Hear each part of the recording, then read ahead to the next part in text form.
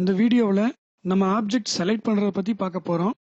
அதுக்கு எடிட் மெனுவில் select all menu select பண்ணிக்கிறீங்க.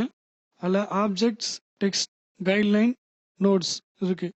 ஆப்ஜெக்ட்ஸ்னு என்னென்னா, நீங்கள் க்ரியேட் பண்ணியிருக்கிற ஆப்ஜெக்ட்டு அல்லது டைப் பண்ணியிருக்கீங்கன்னா அது வந்து உங்களுக்கு ஆப்ஜெக்டாக தான் கணக்கு எடுத்துக்கும்.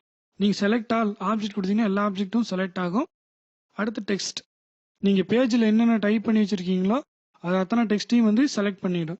அடுத்து கைட்லைன் வச்சு யூஸ் பண்ணியிருந்தீங்கன்னா அந்த கைட்லைன் எங்கெங்கே வச்சுருந்தாலும் அத்தனை லைனும் செலக்ட் ஆகிடும். நீங்கள் அப்புறம் வேணும்னா டெலீட் பண்ணிக்கலாம்.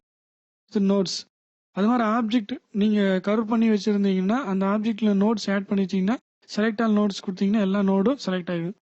எடிட் மெனுவில் செலக்ட் ஆல் ஆப்ஜெக்ட்ஸ் கிளிக் பண்ணிங்கன்னா நீங்கள் க்ரியேட் பண்ணிக்கிற அத்தனை ஆப்ஜெக்ட்டுமே செலக்ட் பண்ணிக்கும்.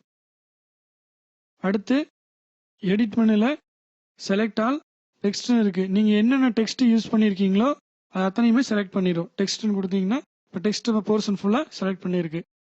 அடுத்து எடிட் மெனுவில் செலக்ட் ஆலில் கைட்லைன்ஸ், நீங்கள் என்னென்ன எங்கெங்கே கைட்லைன்ஸ் வச்சு யூஸ் பண்ணியிருந்தாலும் அத்தனை கைட்லைனும் செலக்ட் பண்ணிக்க. கைட்லைன்ஸ் கிளிக் பண்ணுறீங்க, பார்த்தீங்கன்னா அந்த கைட்லைன்ஸ் எல்லாம் ரெட் கலரில் மாறி இருக்கு. அதெல்லாம் வந்து செலக்ட் ஆயிருக்குன்னு அர்த்தம்.